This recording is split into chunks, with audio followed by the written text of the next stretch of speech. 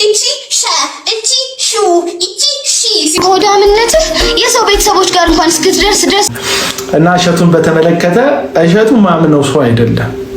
በእኔ እሸቱን ማመን ይከብደኛል። አሁንም እሸቱ ልክ ባምቢን በተመለከተ ወይም ባምቢ አበሻን በተመለከተ ባለፈው ይህ ሰውዬ ከሚሊዮነርነት ወደ ቀድሞ ማንነቱ ወደ ልመና ስራው የመለሳችሁ ኢትዮጵያውያን ገዛ አያቴ ተደፍሬ ነው የወጣሁት። ለህግ ይሄዱና ሄዳ ትክሰስ አለበለዚያ መታ ትኩረት ፍለጋ እንዲት ወጣት እህታችን አንድ ወንድማችንን አስገድዳ መድፈሯ ተሰምቷል። ቤተሰቦቼ እንደምናችሁ ነው ያለው። በጣም ደህና ነኝ። ክብሩ ይስፋ ለመድኃኒዓለም። ዛሬም እንግዲህ እንደተለመደው ለእናንተ አስገራሚና ለእናንተ ይጠቅማሉ ያስተምራሉ ያልኳቸውን ቪዲዮዎች ሰብሰብ አድርጌ ወደ እናንተ መጥቻለሁ። ሰሞኑን እንግዲህ በጣም መነጋገሪያ የሆነ ሀሳቦች አሉ። ከነዛ መካከል አንደኛው የሳሚ እናት ነች። እንግዲህ በሀያቶቼ ተደፍሬያለሁ አንድም አርቲስት እያስጨነቀኝ ነው ብላ የሰጠችው ቪዲዮ አለ። ሌላኛው ደግሞ እሸቱ ጉዳይ የተነሱ ብዙ ሀሳቦች አሉ። እንግዲህ ለዚህም ባምቢ ምላሽ ሰጥታለች። ሌሎችም ቪዲዮዎች አሉ። አብራችሁን ቆዩ። ይህን ቪዲዮ ስትጀምሩ ላይክ በማድረግ ጀምሩ። ወደ ቪዲዮ። ሚስት ባሏን ከሰራተኛዋ ጋር ጠረጥሯለች እና አንድ ቀን ግን እጅ ከፍንጅ ልትይዘው አልቻለችም እና እንዲሁም ለምን ሰራተኛዋን አባራ የሰራተኛዋን ልብስ ለብሽ የሰራተኛዋ ክፍል አልተኛም ማለች እና አባራ ለብሳ ተኛች። እንደለመደው ማታ ላይ ባል መጣ ወደ ሰራተኛዋ ክፍል ያስኩ ልትለው አለችና ለነገሩ ምግብ ስሪልኝ ብሎ ምናምን ቢያስቀይስስ ልል ነው ብሎ አለችና ከጨረስን በኋላ ነው የሚይዘው ብላ ዞራ ለጣለች። ባሎዬ መጣና ጉዳዩን ጨረሰ። አሁን አገኘው ብላ መብራቱን አብረታ ስትዞር ጥበቃው ነው ቢቀርስ ቤተሰቦች ትንሽ ፈገግ እንዳላችሁ ተስፋ አደርጋለሁ። ግን አንድ ቁም ነገር ልንወስድበት የምንችለው ነገር አለ። ምክንያቱም ጥርጣሬ በጣም እየበዛ ይገኛል። እንግዲህ ብዙ ፖድካስቶች ላይ ሰዎች እየቀረቡ ብዙ አይነት ነገሮችን እያሰሙን ይገኛሉ። አንዳንድ ግን አጉል የሆነ ጥርጣሬ ወደማይሆን ነገር ውስጥ ሊከተን ስለሚችል ሁላችንም ጥንቃቄ ብናደርግላለሁ። በወላይታ ሶዶ ከተማ ደግሞ ተሰምቶ የማይታወቅ ሰርፕራይዝ ተደርጓል። እኚህ ከላይ በቪዲዮ የምትመለከቷቸው ሰርፕራይዝ አድራጊ የሆኑ እንስቶች በወላይታ ሶዶ ከተማ እንደሚገኙና አንድ ደንበኛቸው ከአረብ ሀገር እንደምትኖር በመጥቀስ ፍቅረኛዋ እንደሞተና ለሟች ወንድም ወይም ለሟች ቤተሰቦች ሰርፕራይዝ አድራጊ ወጣቶችም የዴሊቨሪያቸውን ስም ገልጸው አሳዛኝ ወጣት ሞት ለቅሶ ላይ በመገኘት ሰው በሙሉ አዝኖ ባለበት ሰዓት ለቅሶ ቤት ላይ ለማያውቁት ሰው እንደማልቀስ እየሆኑ ለቅሶ ቤት ገብተው ሰውን ሲያላቅሱና ሌሎችንም ነገሮች ሲያደርጉም ተስተውለዋል። ታዲያ በእውነቱ ወጣቶቹ ለስራ ያላቸው መነሳሳት በእውነቱ የሚደነቅ ቢሆንም ሰርፕራይዝ ለደስታ ለታመመ አሊያም ለሌላ ጉዳይ እንጂ ለለቅሶ ታይቶም ተሰምቶም አይታወቅም። ለሟች ወይም የሟች ቤተሰቦች ምን ስሜት ይሰጣል? ይህ አይነት ድርጊት ደግሞ አልተግባብቶም የሆነ ዘመን ላይ መድረሳችን ማሳያ ነው። እናንተስ በዚህ ምን ትላላችሁ? ሐሳባችሁን በኮሜንት ላይ አስቀምጡ።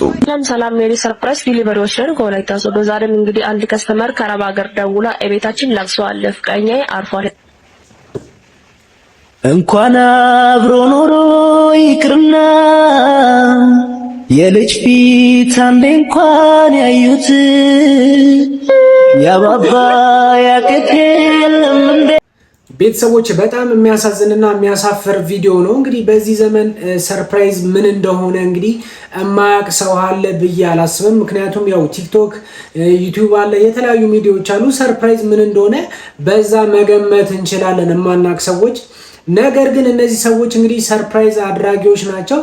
አንድ ለቅሶ ቤት ገብተው ነው እንግዲህ እያዘኑ ወይም ደግሞ እያለቀሱ እያስመሰሉ ሰርፕራይዝ ያደረጉት።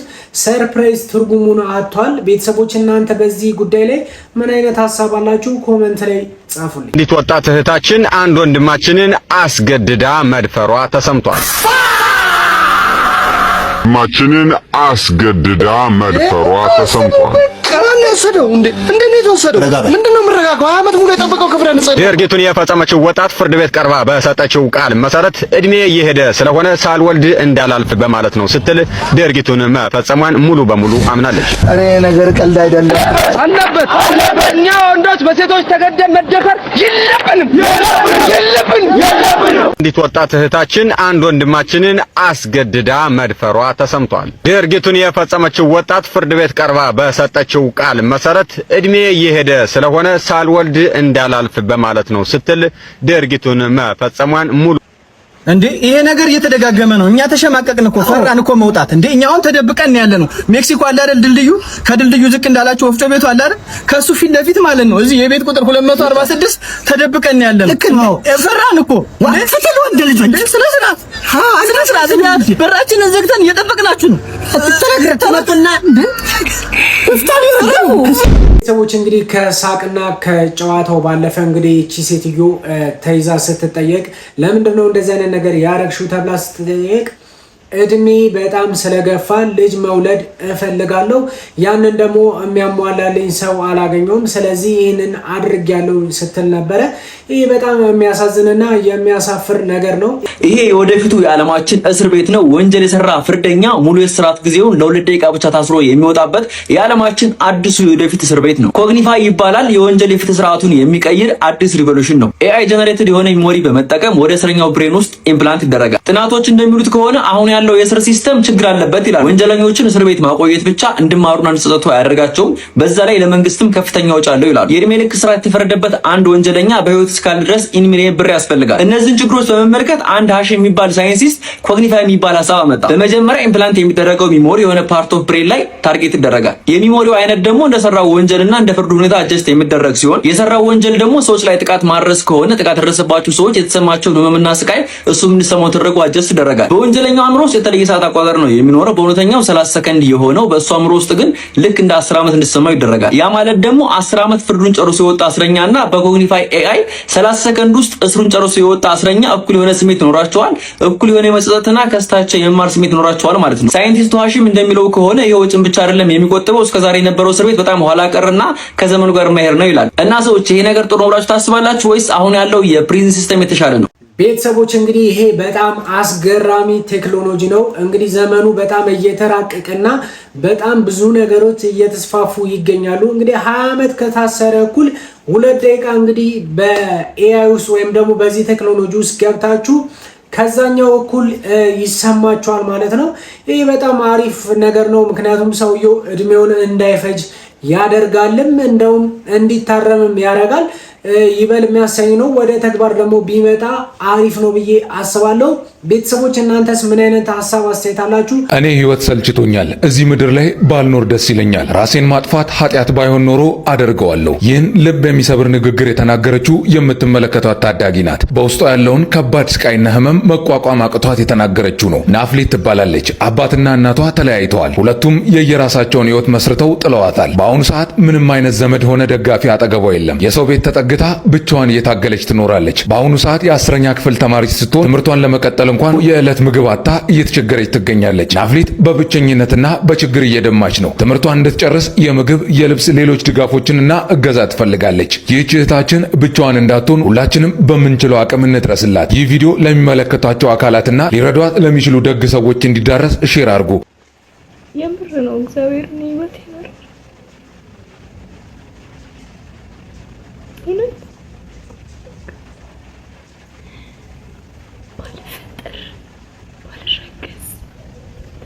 ነበር ከባል መጣት እዚህ ምድር ላይ ባልኖር ደስ ይለኝ ነበር። ራስን መግደል ራስን ማጥፋት ያጣት ባይሆን እኔ አደርገዋለሁ። እውነት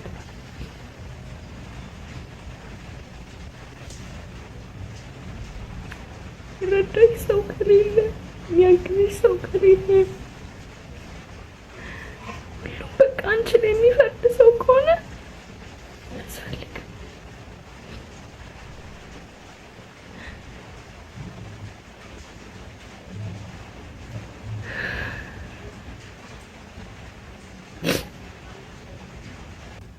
ችግራችን አይረዱም። በቃ ፊት አይቶ ነው በቃ እሷ እኮ ደልቷታል እንዲሆነ ነው የምትኖረው ይባላል። ውስጥ የሚያውቀው እግዚአብሔር። ቪዲዮውን እንዳያችሁት ነው ኢትዮጵያ ውስጥ ባለው የኑሮ ሁኔታ በጣም ስታንዳርዳችን ወይም ያለንበት ነባራዊ ሁኔታ በጣም እየተራራቀ መጥቷል። በቅርብ ጊዜ ጀምሮ በጣም ሀብታም የሆኑ የተተኮሱ ሰዎች አሉ። ከድህነት ጠለል በታችም ደግሞ የገቡ ሰዎች አሉ። ወጣቶቹ በጣም ብዙ እየመረራቸው በጣም ተስፋ ወደ መቅረጥ ውስጥ እየገቡ ይገኛሉ። መንግስትን ይህን ጉዳይ አይቶ ባለሀብቶችም ወጣቶች ላይ ቢሰራና ወጣቶችን እንግዲህ የሚያበረታታ ነገር ያስፈልጋል ብዬ አስባለሁ። ድንግልናሽን በስንት እድሜ ነው ያጣሽ? ከአንድ አመት በፊት በ18 አመቴ ማርያምን የምሬና በ16 አንቺ ጋር ለመሆን አንድ ወንድ ልጅ በወር ስንት ብር መስራት አለበት? እስከ 10 ሚሊዮን በወር ያ እኔን ቀብረር አርግቶ ዘና አርግቶ ካልኖረ ምን ለኔ ወንድ አይደለም። ልክስክስ መሆን ማለት ወይንም ርካሽ መሆን ማለት ላይክ እንደነሱ መሆን ማለት ነው። ለዚህ ደግሞ በቂ ምክንያት አለኝ።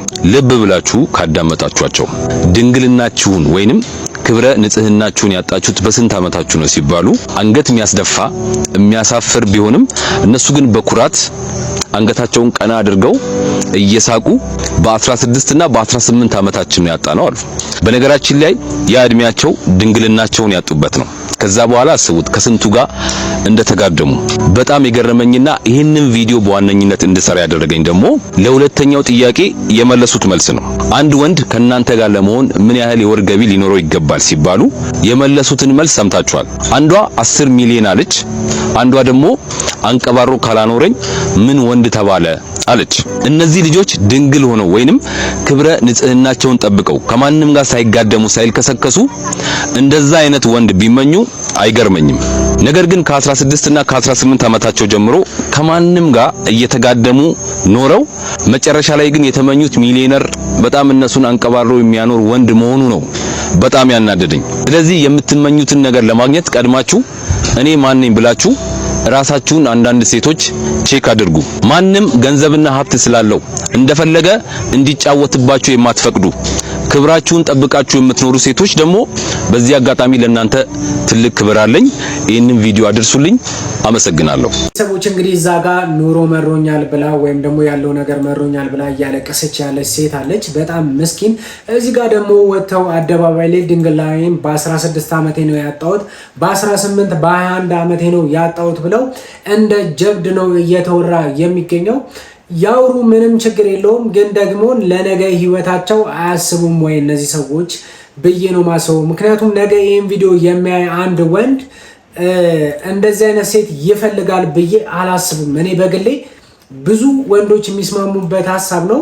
ያው ወንዱ ቢነካትም ወንዱ እንደዛ ቢያደርግም ደግሞ ወንድ ልጅ መስፈርት አድርጎ የሚያስቀምጠው ያልተነካካች ብትሆን ብሎ ይናገራል። እና ይሄ ነገር ለራሳቸው ህይወት ማዘን አለባቸው።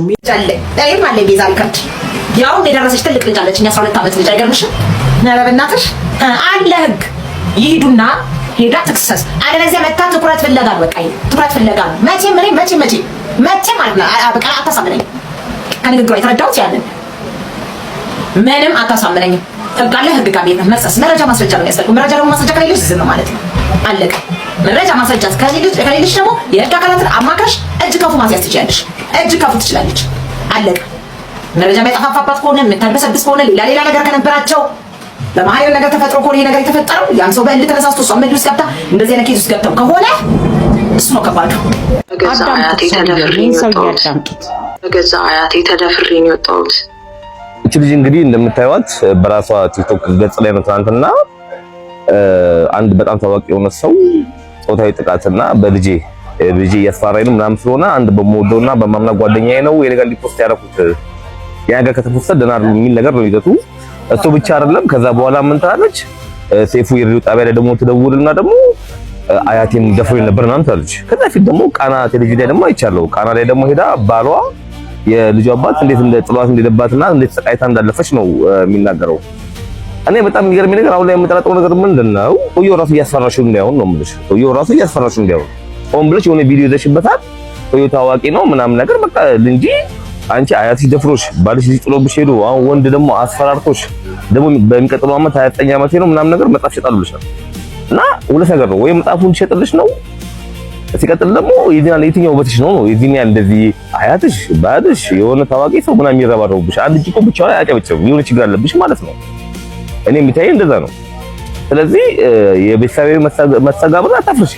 አያትና ልጅ ሬር ሊፈጠር ይችላል፣ ግን አንቺ በምትይበት እንደዚህ ባልሽ አሁን ሌላ ሰው ኧረ እና አላመንኩበትም። እኔ የራሳችሁን አስተያየት ጻፉ እዚህ ላይ። ኦፕራውን ፍሬውን ሽብነ ኦፕራ ናት እንደዚህ ትል የሰማሁት ባይደው በእነዚህ አይነት ነገር ሚዲያ ላይ ተሽመጡ አንዳንድ አቀንቃኝ ምናምን አቀንቃኝ ሲሽ መጥቶ አቀንቃኝ ምናምን ባሉ ሰዎች የተወሰነ ሳንቲም ጠብ ያደርጉላቸው የታወቀ ነገር ነው። እንጂ መሀል አዲስ አበባ ከተማ ላይ ቁጭ ብለሽ ለ500,000 የቀረበ ፎሎወር ይዘሽ የሴቶችና ህፃናት ጉዳይ ሚኒስቴር ባለበት ሀገር ፖሊስ ባለበት ሀገር ላይ የገጠር ሴት እንኳን መብቷን በምታስከብርበት ሀገር ላይ አንቺ መጥተሽ እንደዚህ ሌላ ተረተታ አታውሪብን። እሺ ሼር ኮፒንግ ሪፖስት ያደርጋችሁ አድርሱላት። አመሰግናለሁ። ቤተሰቦች እንግዲህ ቪዲዮውን እንዳያችሁት ነው። የሳሚ እናት እንግዲህ የተናገረችው ነገር አለ። እንግዲህ አያቴ ደፍሮኝ ነበረ፣ አሁን ደግሞ አንድ አርቲስት እያስጨነቀኝ ነው፣ ለልጄም ስጋት ነው እያለ ስትናገር ነበረ። ግን ደግሞ እንደዚህ አይነት ነገር ሲመጣ ለመንግስት ማሳየት ወይም ደግሞ ለህግ አካል መናገር አይሻልም ወይ? መፍትሄ ለማድረግ ትኩረት ለመሳብ ካልሆነ በስተቀር ይሄ የኔ የግሌ ሀሳብ ነው። ሀሳባችሁን ግን ኮመንት ላይ አጋሩኝ። እና እሸቱን በተመለከተ እሸቱ ማምነው ሰው አይደለም።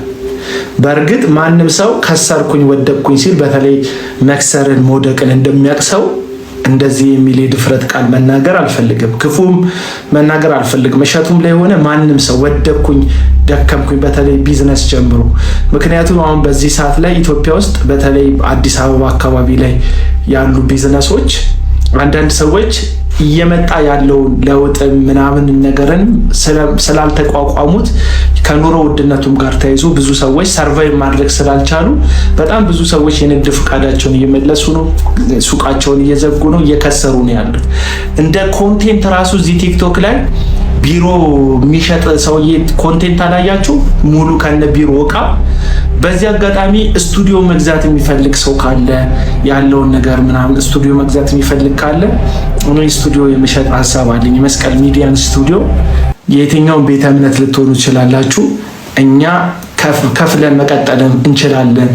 የኛ ኮንቴንት ያስቀጥለናል የምትሉ ሰዎች መቀጠል ትችላላችሁ በመሸጥ ዙራ ከተወራ እና በጣም ብዙ ሰዎች ሱቃቸውን ዘግተዋል። በጣም ብዙ ሰዎች ከስረዋል። በጣም ብዙ ሰዎች ስራ ቢዝነስ ቀይረዋል፣ ትተዋል። አንዳንዶች ከሀገር እየወጡ ነው፣ ሌሎች ቤታቸው ተመልሰው ገብተዋል። እና ካለው ሲቹዌሽን አንፃር ዩቲዩብም ሆነ ሌላም ስራ ሰርተ በተለይ እንደ እሸቱ በጣም ትልቅ ቢዝነስ አቋቁመ ይከብዳል ሰርቫይቭ ለማድረግ። ግን እኔ እሸቱን ማመን ይከብደኛል። አሁንም እሸቱ ልክ ባምቢን በተመለከተ ወይም ባምቢ አበሻን በተመለከተ ባለፈው ስሟን ሳይጠቅስ እሷን የሚጠቅስ የእሷን ማንነት ወይም እሷ የምታደርጋቸውን ነገሮች እየነቀዘ አውጥቶ ቶፒክ ሲሆን ተመልክተናል። እሸቱ በጣም ኳሊቲ ነገሩ ሶሻል ሚዲያን ጠንቅቆ ያውቃልና ቶፒክ ለመሆን የፈለገ ይመስለኛል። ቶፒክ መሆን ከፈለገ በኋላ ልክ እንደ ሁክ አለ አይደል? ልክ አሳ አጥማጆች አሳ ለመያዝ ትንሹን አሳ የአሳው መያዣ ጫፍ ላይ አድርገው ትልቁን አሳ እንደሚይዙ ልክ እንደ ሶሻል ሚዲያ ሁክ ማድረግ ያለ መያዣው ላይ ትንሽ የአሳ አድርገህ ህዝቡን ትይዛለህ። ልክ እንደዛ ብዙ ሰዎች ወደሱ ሚዲያ ጎርፈው ሄደው ሰዎች የኪሳራ ታሪክ መስማት ይፈልጋሉ፣ የውድቀት ታሪክ መስማት ይፈልጋሉ። ባሌ ከዳይ ብለሽ ስቶሪ ታይም ብለሽ ብታወሪ ኢን ሚሊየንስ ሰዎች ይመለከቱሻል። እንዴት ባሏ ከዳት የሚሉን ነገር በተለይ ምዕራፍ 1 ላይ ድንግሌኔን የሰጠሁት ክብረ ንጽህናን የሰጠሁት ማንነቴን የሰጠሁት ብለሽ ታሪኩን ከጀመርሽ እናቴ እስከ 16ኛ ክፍል ብትሄጂ ድረስ ሙሉን ሙልጭ አድርገው ይሰማሉ ሰዎች። የሰው የውድቀት ታሪክ ያስተምረናል ብለው ከማመን የሚሆን ውድቀት የመስማት ዝንባሌያችን ከፍተኛ ስለሆነ የሚሆን አላቅም፣ ጥናት አላደረኩበትም። ይሰማል ሰው የውድቀት ታሪክ። ከዚህ የተነሳ እሸቱ ኮሜዲያን እሸቱ ይህንን የውድቀት ታሪኩን ሲሰማ በተለይ ባለፈው በተደረገበት ዘመቻ ምክንያት በጣም ብዙ ሰዎች ብዙ ጥላቻ አስተናግዷል። እነዛ የሚጠሉት ሰዎች የእሸቱን አወዳደቅ እንዴት ነው የወደቀው፣ ወዴት ነው፣ ወደ ግራ ነው ወደ ቀኝ ነው የወደቀው የሚለውን ነገር ቼክ ለማድረግ ዩቲዩቡ ላይ ሄደው ያዩለታል፣ ዩቲዩቡን ከፍ ያደርጉለታል የዛን ጊዜ። እና እኔ ውሸቱን ነው የሚመስለኝ። ረዱ ዘመዴ እንዲነሽልኝ ዩቲዩብ ቻናላችን አሁን ላይ በኢኮኖሚ ደረጃ ሰርቫይቭ ማድረግ አቅቶታል። ይሄን ሰርቫይቭ ለማድረግ ብዙ ነገር አድርገናል። ለምሳሌ በጣም ብዙ ሰራተኞች ይህ ሰውዬ ከሚሊዮነርነት ወደ ቀድሞ ማንነቱ ወደ ልመና ስራው የመለሳችሁ ኢትዮጵያውያን ክብር ይገባችኋል። እናመሰግናችኋለን። በጣም አፍልቶ ነበር፣ በጣም ጠግቦ ነበር። ኢትዮጵያውያን ጥጋበኞችን መቅጣት ያውቁበታል። አሁን ይሄ አዲስ አበባ ላይ እንደዚህ በሚዲያ ወጦ የሚለምን አዲስ አበባ ላይ ሁለት የተንጣለለ ቤት አለው እኮ መኪና አለው፣ ሌሎች ሀብት ንብረቶች አሉት። ያን ሁሉ ይዞ ልክ እንደ አንድ ምስኪን ኢትዮጵያዊ በልቶ ማደር እንዳቃተው ኢትዮጵያዊ ወጦ ይለምናል። ድርጅቴን አድኑልኝ ይላል። ምን አባ ገባንኛ አንተ ድርጅት ቢከስር ባይከስር። ሌሎች ስንት የሚረዱ ኢትዮጵያውያን ስንት በልቶ ማደር ያቃታቸው ምስኪኖች እያሉ አንተም ከነሱ ጋር እኩል ወጣት ትለምናለህ። ሌሎች ደግሞ አሉ እንደው ወዛው ከጀመራችሁ ላይ ቀር ብዙ ወጣቶች አሉ በጣም የጠገቡ ግራቸውን አንስተው ኑ ምን ሸናባችሁ ነን ያሉ በእኛ ሰው ሆነው ነገር ግን የድሮ ማንነታቸውን የድሮ ድህነታቸውን የድሮ ልመናቸውን ረስተው እንዲያው ካረገጥናችሁ የሚሉ አሉ። ለምሳሌ እነ ብሩክ ኒውስ ሌሎችም ታውቋቸዋላችሁ። የብልጽግናው መንግስት የብልጭልጭ ስራ አጉልቶ ለማውጣት የሚሞክሩ የኛን ቁስል ለመደባበቅ የሚሞክሩ የብልጽግናውን ወንጀል ለመሸፋፈን የሚሞክሩ ቲክቶከሮች አሉ። እነሱም ተመሳሳይ ጣፈንታ መቅጠም አለበት። ድባቅ መምታት አለበት። የኢትዮጵያ ሕዝብ መተባበር አለበት። ወደ መሬት መልሰው ከሰባተኛ ሰማይ መልሰ ደግሞ ዱቄት አድርገው ሀብት ረጋፊ እንደሆነ ምንም እንዳልሆነ እሸቱ የመጨረሻውን ካርድ መዟልና ብር ስጡኝ ቸግሮኛል አለ። በጣም ለምን እንደዚህ አታርክም? በኤአይ ቤታችሁ ሆናችሁ ሀብታም መሆን ትችላላችሁ ምናምን አላልክም? እሱም መንገድ ለምን ተጠቅመህ አንተ ሀብታም አትሆንም? ወደ ውጭ ሀገር እንልካለን ብለህ ያ ሁሉ ሰው ላይ ግፍ ሲሰራ አንተ አለ ሰራው እንዲያንም ማስታወቂያ የሰራ ስለነበርኩ ሰውዬ ዛሬ ገንዘብ የለኝም እና ብር ስጡኝ የምትለው ምንድን ነው? ያልመጣህበት መንገድ ነው። ይሄ ብቻ ነበር የቀረ። ገንዘብ ስጡኝ ብለህ መለመን ነበር የቀረና አንተ አሁን ትለምናለህ። ለወጣቶች ከኔ ተማሩ ሀብት በቀላሉ ማፍራት ይሻላል፣ ኢትዮጵያ ውስጥ ሰነፍ ወጣት በዝቶ ነው እያልክ እኛ ስራ ስጠን መንግስት ስንል እኛ ላይ ስተቸና ነበር። ዛሬ ገንዘብ ስጡኝ ትላለህ። እፍረት የለም እሸቱ። እና ማምታታት በሶሻል ሚዲያ ላይ አምታቶ መብላት እናስቆማችኋለን ብያለሁ። አንተን አሁን እያወጣን ነው እያበቃልን አንተ ነገር ቲክቶክ በጣም እያደገ ሲመጣ ዶንኪ ቲዩብ ላይ እኛ በጣም ለፍተን እስከ ሌሊቱ 8 ሰዓት እንቅልፋችን አተን የሰራነውን ቪዲዮ እንጭናለን። ወዲያው ሙሉን ይወስዱና ሰዎች ቲክቶካቸው ላይ ይጭኑታል። ሰው ደግሞ ቲክቶክ ላይ ነው ያለው። ቲክቶክ ላይ የኛ ቪዲዮ 3 ሚሊዮን 3.5 ሚሊዮን 1.6 ሚሊዮን ጊዜ ይታያል። ዩቲዩብ ላይ ስንመጣ ግን ወይ 300 ሺህ ነው ወይ 500 ሺህ ነው 100 ሺህም ሊሆን ይችላል። ስለዚህ ቲክቶክ ላይ በቃ የኛ ቪዲዮ በጣም እየተወሰደ መጫን ጀመረ። ቲክቶክ ላይ መጫኑ ለበጎ ስራዎቻችን ጥሩ ነው። ብዙ ሰው ጋር ሲደርስ ያንን በጎ ነገር ብዙ ሰው ገንዘብ ይረዳል። አሪፍ ነው ተደራሽነቱ። የኛ ኢንካም ገቢያችን ግን ቲክቶክ አይከፍልም፣ ዩቲዩብ ነው የሚከፍለን። ዩቲዩብ እየቀነሰ መጣ ማለት ነው ገቢያችን። 1 ሚሊዮን ጊዜ ከታየ ለምሳሌ በ1 ሚሊዮን የሚከፈለን የሚመስለው ሰው አለ። አይደለም። የመጀመሪያው ኢትዮጵያና አፍሪካ ውስጥ በሚያየው ተመልካች ክፍያ የለም። አውሮፓና አሜሪካ 100 ሺህ ሰው ካየው በዛው ነው የሚከፈለን። እሱም የሚከፈለን ማስታወቂያ ድርጅቶች ያው ስለሚያስገቡ ነው። አሁን ኢትዮጵያ ውስጥ ዩቲዩብ ስታዩ የውጭ ሀገር ማስታወቂያ አይመጣባችሁም ማለት ቪፒኤን ስታበሩ ግን ይመጣል የውጭ ሀገር። እሱ ነው ክፍያ ማለት። $100 ለምሳሌ ቢሆን ክፍያው መጀመሪያ ዩቲዩብ 45% ይቀንሳል። ለምን? ፓርትነር ነው፣ አጋር ነው። ዩቲዩብ የራሱን ይፈልጋል። 45 ብሩን ይወስዳል፣ 55 ብር ይቀራል። ከ55 ብሩ ላይ ደግሞ የአሜሪካ መንግስት 30% ብሎ ታክስ ይወስዳል። 30 ምናምን ብር ትቀራለች፣ እሷ ትላክልናለች። ግለሰብ ዩቲዩበር በሆነ እኔ ዶላር ነው ሲመነዘር ፈንዲሻ ነው አባቴ። ይጠቅመኛል በደም $100ም ልስራ $500ም ልስራ መጥቶ ይጠቅመኛል። እንዳልኳችሁ እኛ ድርጅት ነን። ስለዚህ ሲመጣ የዩቲዩብ ብር ምን ውስጥ ይገባል? እኔም ላይፍ አለኝ፣ ልጆች አሉኝ፣ ቤተሰብ አለኝ፣ የባንክ ዕዳዎች አሉብኝ፣ ላይፍ አለኝ እዛ ጋር። ስለዚህ ሲመጣ ምንም ውስጥ አይገባም። ኦኬ ይሄ ሲሆን ጠቅላላ ቲክቶከሮች ቲክቶክ ይከፍታሉ፣ የኛን ቪዲዮ እየወሰዱ ይጭኑና ቲክቶካቸው ሲያድግ ፎሎወሩ ይሸጡታል። በእኛ ስም ነው የሚከፍቱት። እሸቱ መለሰ ዶንኪ ቲዩብ ብለው አየን አንድ ዓመት ተኩል አየን። በቃ ከአቅማችን በላይ ሲሆን 70-80 የቲክቶክ ፔጆችን ሪፖርት አድርገን አዘጋን። ስናዘጋ ትልቁ ጥፋት እሱ ነው ብዬ ነው የማስበው። ከዛ በኋላ ዘመቻዎች በጣም እየበረቱ መጡ። ኔጌቲቭ ዘመቻዎች፣ ስም ማጥፋቶች። የሆነች ጉዳይ ከተነሳች በጣም ብዙ ሰዎች ቪዲዮ ይሰራሉ በአንድ ጊዜ። ምን በድያቸው ነው ላሉ ድሮ አይገባኝም። እንዴ ምን አድርጋቸው ነው እነዚህ ሰዎች? እኔ አልነካዋቸው፣ ለካ ነክቻለሁ። ሰላም እንዴት ናችሁ? እስኪ ዛሬ በአንድ አደንዝዝ የሆነ ሐሳብ መጥቻለሁ። እንደው በቻላችሁ ታቅም ይሄን ነገር ሼር አድርጉና ህዝቡ እንዲነቃ በእናታችሁ በቃ እንዲነቃ ማለት እኛ የቀረውን ከንዱ ማለት ነው። ስለማን እንደማወራ ይገባችኋል። ዶንኪ ቲዩብ እሸቱ ማለት ነውና እሸቱ ማለት አሁን እኔ አልገባኝም። እርዱን ታደጉንም ይታደገን። እኛን ሸቀለብን፣ ዘንድሮ ሸቀለብን። እኛ ምን አለንና እንደሱ ምንም የለንም። እንደገና ታደጉኝ በዚህ ውጡልኝ የሚለው እሱ ሲያገባ አገባው ይለናል። ቪዲዮ ይሰራልና ይለታለን። ሲወልድ ወለድኩኝ ይላል። እሺ እናያለን። እሺ ከዛ ስፖንሰር አድርጉኝ ይላል። ቤት ሲገዛ በስፖንሰር ይገዛል።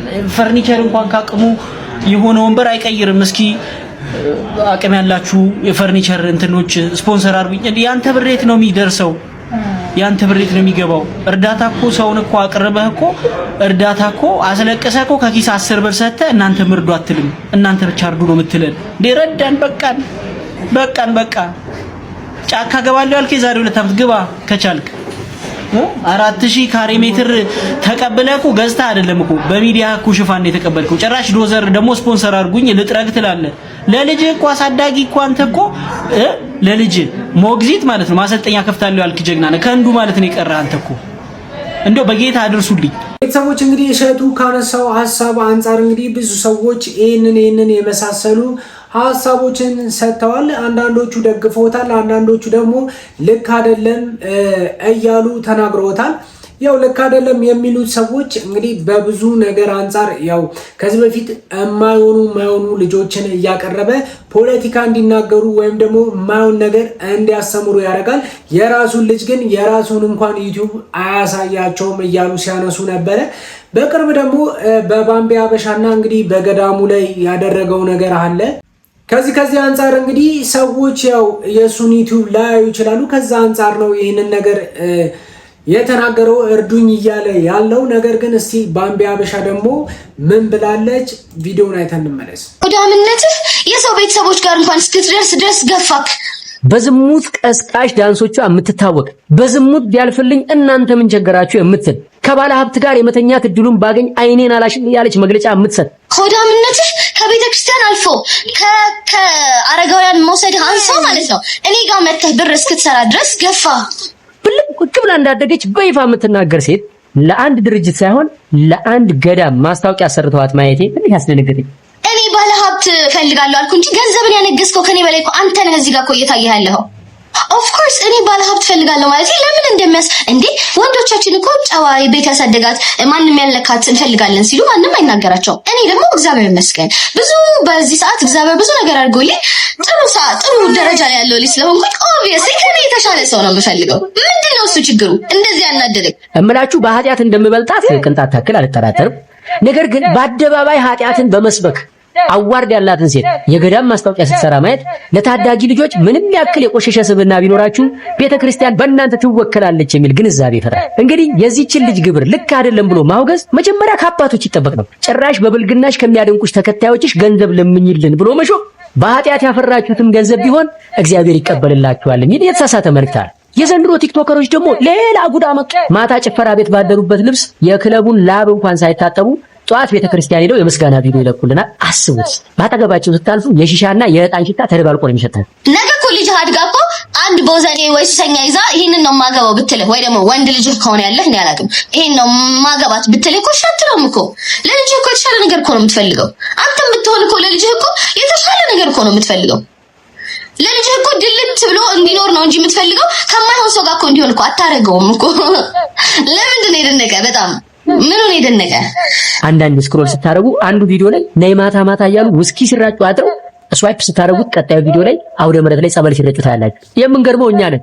አንድ ባለየ ቲክቶከር ቤተክርስቲያን ግቢ ሲገባ ስናይ እኮ ልክ የደርቢ ዋንጫ እንደበላ ትልቅ ቡድን ድል እንዳስመዘገብን ነው የምንቆጥረው።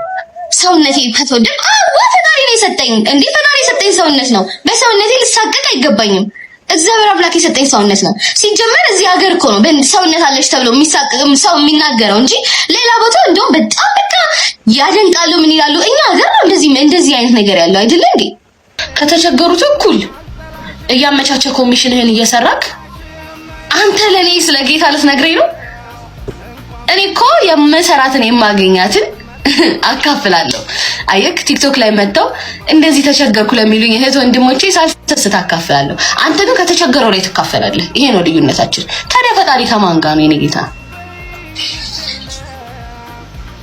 አየክ ልዩነታችን። እኔ ደንሼም ምን ብዬ ማምጥቼ አይኔ ግን የተቸገረ ነገር ሲል አይችልም። አንተ ግን ፈጣሪን አውቀዋለሁ ብለክ ገዳማትና ምን ድረስ ትሄዳለህ?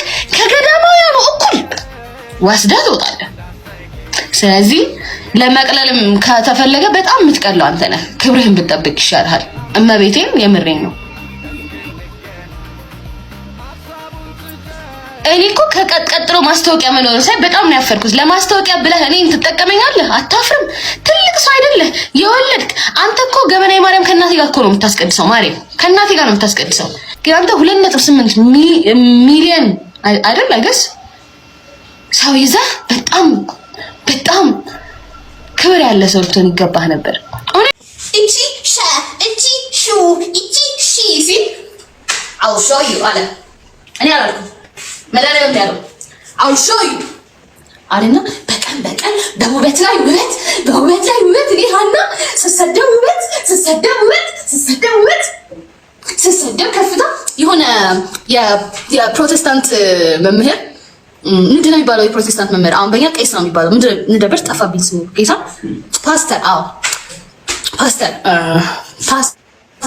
ምን አለ መሰላችሁ? ኢን ኔቸር ስሙ ጠፋብኝ። ሄስ አይ ቲንክ ሲጄ ነው ምናምን የሚባለው ቻናል ላይ ያለው መምህር ስሙን ስለማላውቀው ነው። እና ምን አለ አንዳንድ ሰው አለ ኢቭን ስድቡም ምኑም ለበረከት ይሆንለታል። ኢቭን ላይክ የሆነ ነገሩ ለከፍታ ይሆንለታል። ማን እኔ እሷኔ አይ ዶንት ኖ ዋይ ለምን ራሱ እግዚአብሔር እንደሚወደኝ አላውቅም። ሰዎች እንግዲህ ቪዲዮውን እንዳያችሁት ነው ባምቢ የተናገረችው ነገር አለ። እንግዲህ የሰው ውድቀት የሚያስደስን ነገር ሆኖ ሳይሆን ነገር ግን ከዚህ በፊት የሷንም ህይወት ገደል ለመክተት እንግዲህ የተናገራቸው ብዙ ነገሮች ነበሩ። መምከር ይቻል ነበር። እንግዲህ ባምቢ አበሻ አላጠፋችም አይደለም፣ አጥፍታ ነበረ። ነገር ግን ደግሞ የሷም ህይወት እሷም የምትረዳቸው የምታግዛቸው ቤተሰቦቿን ሊያስብ ይገባ ነበር። አሁን እንደ ሐሳቢ መስሎ ወይም ደግሞ መስሎ የ40 ምናምን ሰው ህይወት ሊበላሽ ነው ወይም ደግሞ ሊበተን ነው ብሎ መጥቷል። ነገር ግን የሌላም ሰው ህይወት እንደዛው ማሰብ አለበት ብዬ አስባለሁ። ቤተሰቦች የእናንተ ሐሳብ ምን ይመስላል? እስቲ ኮሜንት ላይ አጋሩኝ። የዛሬው ቪዲዮ ይህን ይመስል ነበር። እንደወደዳችሁ ተስፋ አደርጋለሁ። ሁላችሁም ይህን ቪዲዮ ላይክ ሳታደርጉ የጀመራችሁ ላይክ በማድረግ ጨርሱ። ቻው